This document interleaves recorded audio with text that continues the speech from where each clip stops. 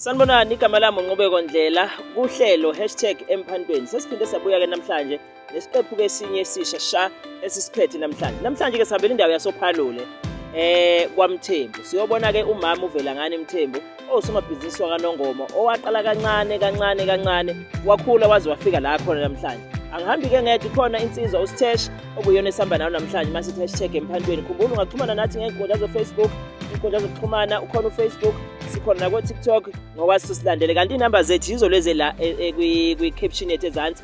Ungakwazi ukuthi nawe futhi usimeme ukuthi size kweyakho indawo la usebenzela khona, sizobheka ukuthi wena ikuphi okwenzayo na.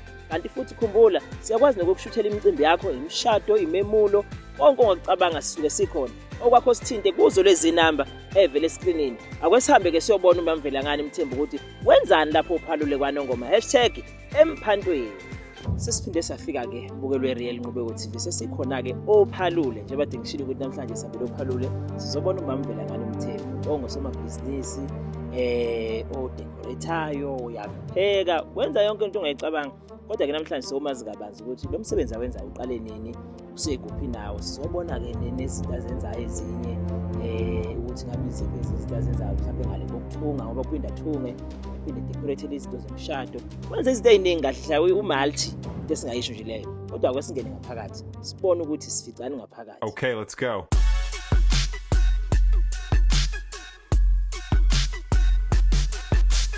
Okay, mbukelo we-Real Nqubeko TV, sesihambe safika sikwaMthembu namhlanje oPhalule. Sizokhuluma nomama Velangani Mthembu. Sizokhumbula ukuthi sike sasho ukuthi usomabhizinisi ungakhona khona la kaNongoma, sizokuvezela nomsebenzi wakhe awenzayo. Okunye ngikhumbulayo nje ukuthi uma wami eshada ngo-98. Uye lo muntu eseduze kwami owayenza umshado kamama. Bamvisi kubingelele sikwamukele. Hayi, sabona njani Nqubeko? Siyaphila, siyajabula ukuthi namhlanje sihambele la kwaMthembu. Mhlawumbe-ke umuntu obukelayo lapha obukela kwi-TV yakhe manje, awukuqala uzethula ukuthi ungubani, wakuphi nendawo. Mina igama lami nguVelangani wakwaMthembu. Kodwa la oPhalule ngokuthi kwakubanjwa nje izakhiwo singabe ukufika la sisuke eMangamhlophe. Yebo, lapho sisuka khona inkabami yasala khona. Yikho eMangamhlophe vele kugqilani bakaMthembu nisuka khona. Sisuka khona impela Nqubeko. Namhlanje-ke sikuvakashele sizobona umsebenzi wakho masithi #Emphantweni. Hhayi, angibona ukuthi sesingathi umphande lo noma sikuyini ngendlela esibuka ngayo umsebenzi. Mhlawumbe uqale usibekele indlela yakho ukuthi ufike kanjani la ekutheni uthunge, udecorate. Mhlawumbe usibeke ngowaqala ngakho ukuthi waqala wenzani kahle hle. Shuthi Nqubeko ngaqala ngokuthunga. Ngahamba ngawukwenza i-fashion design kaLinde Khuzwayo eThekwini 2 years. Ngase ngiyabuya-ke sengizosebenza-ke kaNongoma. Ngaqala ukusebenza kaNongoma khona indawo okwakuthabula phakamzila. La ngaqala khona ukuyiqala ukusebenza. Kwahamba kahle impela Nqubeko ngoba ngagcina sengifundisa nesikole, senginesikole se-fashion design. Yeah. Ukuthunga lokhu into obuvele uyithanda noma into ekufice nje ukhula? Ukuthunga Nqubeko ngeke ngisho ukuthi kwakuyinto engangiyithanda, kwaba isimo engaba naso kahle. Ngaba nenkinga engaba nayo ngiqala ukukhula, ngaba sengozini engaba kuyona. Kushuthi ukubuka kwami ngibona isimo sami sishintsha ngimncane. Ngase ngiyabona ukuthi kahle angeke ngiphile kanjena, impilo kanjena ukuthi kufike isikhathi sami sokufa ngisemncane. Ukhona okungazama ukuthi ungisephambili kunalokho engikwenzayo. Kwathi ngelinye ilanga nje ngilalelele ngalalela-ke uLinde Khuzwayo kwaRadio Ukhozi FM ekhuluma ngendaba yesikole. Ngaqala lapho-ke ukuqala ukuba negqozi lokuthi nansi into engingayenza ukuze impilo yami lapha esiwele khona ngingayivumeli ukuthi ibe khona. Wahamba wathunga, wahamba waze wafika ko-decoration, wenza imishado. Ufika kanjani-ke kulokho? Ukufika kwami kwi-decoration Nqubeko kwakuyukuthi umuntu esefikile ngeza ngazomthungela i-wedding gown ngangiyisusa phansi. Ngiyenze i-suit ngiyisusa phansi. Ukuhamba kungabantu okwenza ukuthi izinga lomsebenzi wami lithuthuke. Babuza abantu ukuthi hawu kanti decorate yini. ngase ngiyabona ukuthi kushuthi khona okusileleyo okufuna ukuthi ngabe kuya-edeka lana. Kwahamba ngazama ukuthi ngithenga amabhuku, ngibuke indlela ye-decoration ukuthi ihamba kanjani. Kwabe sengingenelela lapho-ke indaba ye-decoration. Sibuka indlela osusezingeni eliphezulu ngakhona. Kahle hle mhlawumbe ungakwazi ukusikhumbuza ukuthi bekuwumuphi unyaka oqala mhlawumbe nokuthi isimingaki iminyaka, ngoba uma sibuka yonke into esiyibonayo siyibuka ikhombisa ukuthi kade ukhona endimeni. Kahle noma ngingazi kodwa ngiyakhumbula ukuthi ukuqala kwami ngiyokwenza i-fashion design kaLindwe Khuzwayo ngahamba kwaku-91. Ngo-92 kwawunyaka wesibili. Ngabuya-ke ku-93-ke ngaqala-ke ukuzama-ke ibhizinisi, ngoba ukufika kwami ukubuya kaLindwe Khuzwayo kwabe kwalikhona impela, ngingazi ukuthi ngizosebenzela kuphi. Nganginomunye umama okwakuthiwa uTeresa Mkhwanazi esasinaye kwaLindwe Khuzwayo owaresigna eUniversity wahamba wayokwenza i-fashion design sasinaye khona kaLindwe Khuzwayo. Shuthi yena ngale nkathi mina sengenza unyaka wesibili kwaKhuza yena wayenza unyaka wokuqala, wabe seyithola indawo esesebenzela. Shuthi kwasebuya-ke lapho-ke esenginika ikhosomba lokuthi hayi ungazama ukuthi unqike la iduze kwakho. Kwahamba mfisa ngiyazi ukuthi awukho umsebenzi ungenazi ingqinamba. Ngifisa mhlawumbe nomunye umuntu uzofunda likhulu namhlanje. Iziphi ingqinamba oke wabhekana nazo kulo msebenzi wakho wenzayo? Ziningi kakhulu nqubeke ingqinamba engake ngabhekana nazo.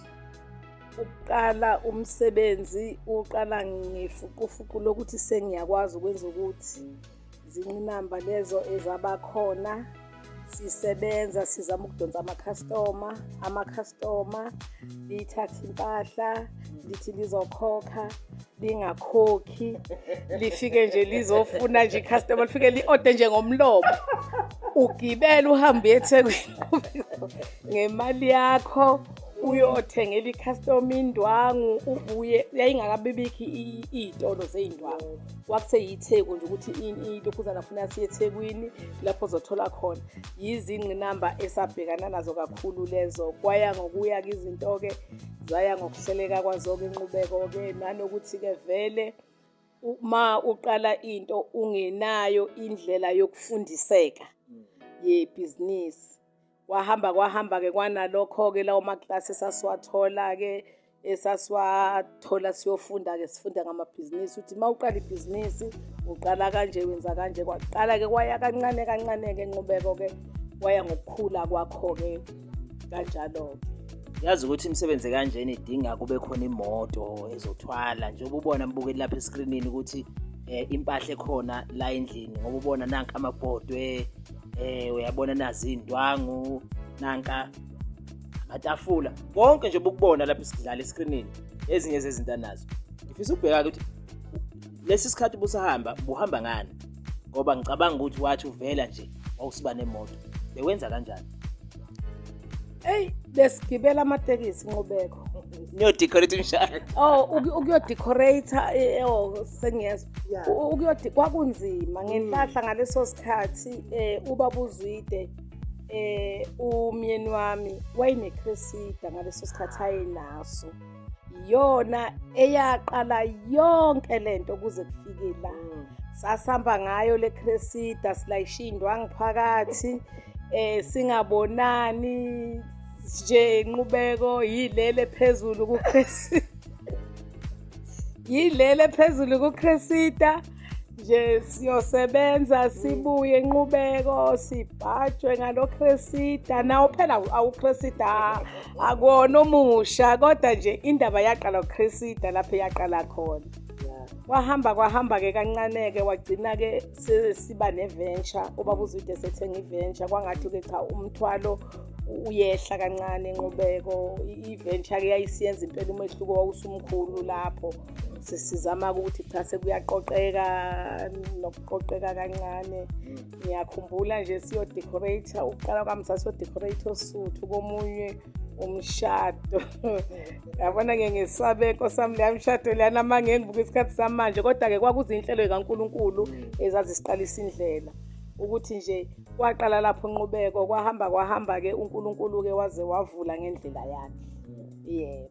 Siyabona-ke manje sekuhambe kwakhona iy'moto, sekukhona ngisho i-truck nanti libakile egcekeni. Kusho ukuthi ngempela indlela iyahamba. Mhlawumbe uma ungathatha ukukhumbula, yiziphi izinto ongathi uyayijabulela kakhulu osuke waba nazo ngomsebenzi wakho wokuqala nje kuleya minyaka, othi nje ngajabula sengithenga ukuthi, ngajabula sengithenga. Ikuphi lezi zinto oyikhumbulayo ukuthi nje mhla uqala ukwenza lo msebenzi ezakunikeza imali, wathengana?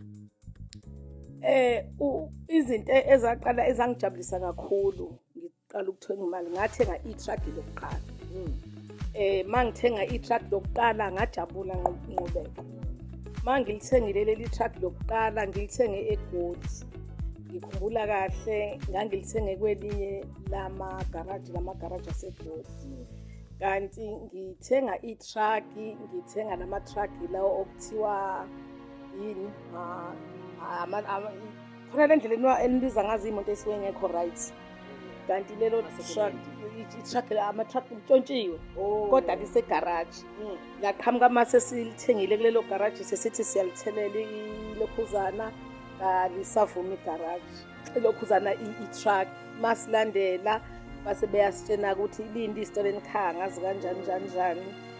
Imali yami yokuqala engangiyitholile u-90,000. Kushuthi yaphinda injabulo yami yanyamalala kanjalo. Alitrace amaphoyisa eGoli, azalithola ukuthi lila kaNongoma kwakungelo umthuthi lomuntu wayelithatha kumlungu eSwazini. Yaqala lapho injabulo yami futhi yangishabalalela. Kodwa kukho konke lokho awukazi ugive up ngoba namhlanje usekhona endimeni. Azange ngigive up inqubeko, ngoba kwathi mangabe sengiqala ngizama futhi ngaphinda futhi ngathola elesibili. Ngathi ngitholele elesibili nje akuphelanga ngisho unyaka, ngatholela okuqala, sorry, wathi unyaka ungakapheli ngatholela elesibili-ke manje kuleli lithathiwe. Futhi kahle funa ngathi ngaba semathathu, kodwa nje lapho engabona khona ukuthi uNkulunkulu khona lapha aseqala khona ukungivulela khona. Sisakhuluma naye-ke uMama Mvelangani Mthembu, sibheka nje umsebenzi nohambo aselihambile ngempela enza lo msebenzi awenzayo. Njengamanje-ke uma ubuka-ke njengalesi sikhathi, ngoba phela izinto zihamba ishintsha iminyaka, zonke lezi ndwangu esizibonayo, zonke lezi zintsha, zonke lezi ipunu zifike nini? Ngoba phela sesibona manje sekunehholo elikhulu eligcwele yonke impahla ongayicabanga. Lezi zinto inqubeko, ngoba ubuza nje mfana wami, zifika ngesikhathi somuntu efuna into ayidingayo. Ngoba ngeke ukwazi ukuthi uthenge nje into ngokuthi uyayiqagelelela. Njengoba ubona nje lezi ndwangu eyigcwele lapha eziyisitolo, kusuke kuyinto osuke ishow umuntu, ethi umuntu mina ngifuna ukhalothile, ngizokwenza ukhalothile. Uphoqelakale-ke ngoba ngeke ukwazi uvele nje usukela ukuthi ngizothenga u-red, ngizothenga u-peach. Kodwa zingena kanjalo iy'ndwangu ngoba uyibona zikanjana, nesitsha naso kanjalo. Umuntu kuba uyena akutshena ukuthi umuntu ngifuna mina iplate elino-black and white, unalo iplate elimhlophe. Athi umuntu mina bengifuna isipuni esigold, unayo ilokhuzana urasti weyipuni. Akutshena umuntu isipuni sokuphaka, athi mina ngifuna igama lesipuni esiwukuthi. Funeka manje wena uzame leso sipuni uzosithola ukuze uzame. Njengoba nje ukhuluma nangamatafula, la matafula ngoba uwabona nje lapha yana i-customer lisuke libafuna lithi ngifuna i-wood ehlalisa 12. Funeka wenze sure ukuthi funeka uhambe uyofuna lo wood leyo uyilethe. Athi umuntu ngifuna i-wood ebrown, funeka uhambe uyoyifuna leyo wood. Injalo nje ayiyona imali encane enqubeka. I-wood igijima lapha ko-1,800 iyodwa. Utholakala ukuthi yebo. Aphinde umuntu athi mina ngifuna igloss ye-table. Iglossa i-1,800. Funeka uyithenge lo glossa ngoba ifuna i-client. Yebo. Hayi, uyayizwela mbukeli, mhlawumbe sesibheke emaphethelweni, sifisa nje ukuthola amazwi akho ukuthi ungathini kubantu abasafisa ukuqala amabhizinisi noma abasemabhizinisi ababona kunzima. Siyezona uke wathenga i-truck lakulahlekele yacwila imali kodwa uphelanga mali. Khona ozovele athi i-customer lingakhokhanga avele athi ayi ngiyayeka mina. Lapho ungathini igqugqumezela ikakhulukazi abesifazane ukuthi yabekezela kule ndima. Ngobusho nje Nqubeko kahle engakukhuthaza kakhulukazi kubantu besifazane funeka kube uthando lokuyithanda into, ungayenzi into ngoba ubona omunye umuntu ukuthi uyayenza, ngoba omunye kuba kanjalo abona umuntu into eyenza athi ayenze ngoba esebona komunye, izohamba lento ihambe imshaye. Kakhulukazi ngene entweni oyithandayo nonogozi lwayo, uphinde uzimisele ngokuthi lento ngiyazi ukuthi mina esifisweni sami ngendlela engangibone ngayo uLindwe Khuzwayo ayeyiyona. Inhliziyo yami yayihleli kuyena ngithi ungumuntu wesifazane engikwaziyo, unomqondo, uyacabanga lento ayiyona ingoba ayicabanga wayithanda. Shuthi nami kufuneka ngigcine ngazi ukuthi lento engiyithandayo, uyabona nje mangasho baye bangibuza ukuthi abantu awuwafuni ngana amatende, angiwafuni namatende. Ayikho into engiyithanda njenge-decoration, njenge-catering. Ngiyahlala kuze kushaya u-1 ebusuku ngivula nje ukubhukisha ngoba yinto engiyithanda ngendlela eyisimangaliso Nqubeko. Futhi angifisi kube kuya ngami ngabe nginendawo yami nje engisebenzela kuyona, ngingasebenzeli ngoba ngisebenzela la ekhaya nje enkulu engaziyo nje ukuthi nje sekuphuma ama-truck agcwala iy'nkalo zonke. Kodwa-ke ngiyazi ukuthi futhi lapho ngiyofika ngoNkulunkulu engimkhonzayo ngoba yonke into ngiyibeke kuyona. Bese ngizothi kodadewethu ngobusho Nqubeko, ngiyafisa ukuthi abangadiki bathi ngoba abantu abawisa kakhulu ozakwethu yiwo ama-client, kakhulukazi yiwona. Ngoba uma usuqalile umsebenzi ususebenzisana nabo, niyazenza ivumelwano, uwenze umsebenzi wakhe wena ngokuyinikela ngayo yonke indlela, uzuwenzela ukuthi u-ede ngoba inhloso yakho usuke kuthathe nje wena vele usuke uyi-advertise laphana. Funeka wenza okungaphezulu kwalokhu yena ebekufunile.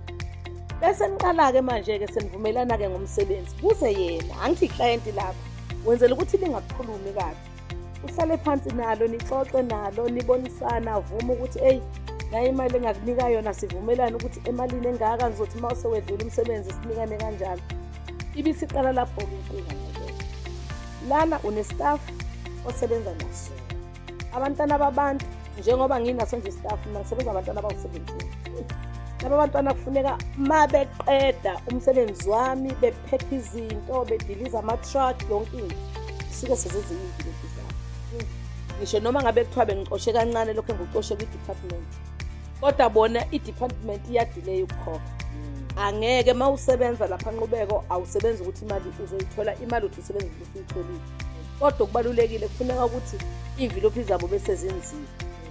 Uphinde ube nenhlahla, uqhamuka i-department ingakakuholeli lento.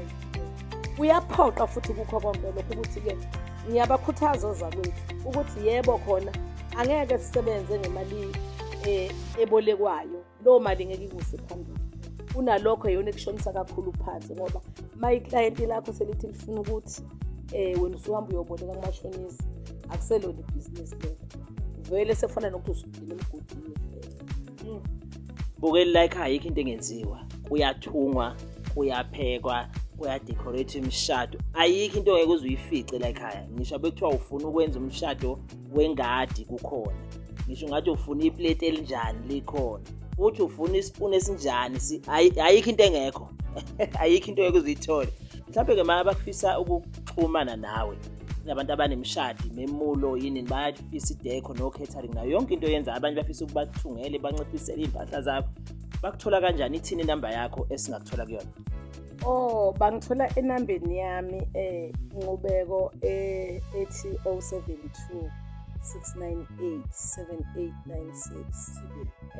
Ithi 072 698 7896. Yona-ke Nqubeko. besikade-ke sivakashe kwaMthembu oPhalule kuKwaNongoma njalo, besikade sivakashele umama uVelangani Mthembu. Sizwile noma singasakufakanga konke kodwa okuningi uzokubona, yikho ukubona la escreenini okunye nje ubona izitsha, ubona imoto, ubona itruck, ubona yonke into umsebenzi yakhe kayenzile. Nawe kungakwenza kwenzeke. Uzwile iyala ishilo ukuthi ungaboleki imali ngoba uyoshona emgodini, ngoba uyokusebenzela ukukhokha njalo. Futhi ama department wona usebenze ukukhokhwe ngoJuni, ukhokhwe ngoDisemba, kodwa babhizi bayambhuka ngapha, kumele asebenze, staff kumele sihole. Kuningi esikutholile kusho ukuthi leli dinga amandla ngempela nesibindi. Siyabonga kakhulu ukuthi ubukele isiqephu sanamhlanje. Lami igama Nqubeko, esikhona noStesh, ungasithola kuFacebook Sithembiso Stesh Iciko, noma ke ku-Real Nqubeko Ndlela KwaNongoma uSuthu. Nazi inamba zakho mamvela ngani lapha escreenini, nazi nathi zethu noStesh. Ungakwazi na ukuthi usithinte size sobona owakho umphando besithi #Emphantweni.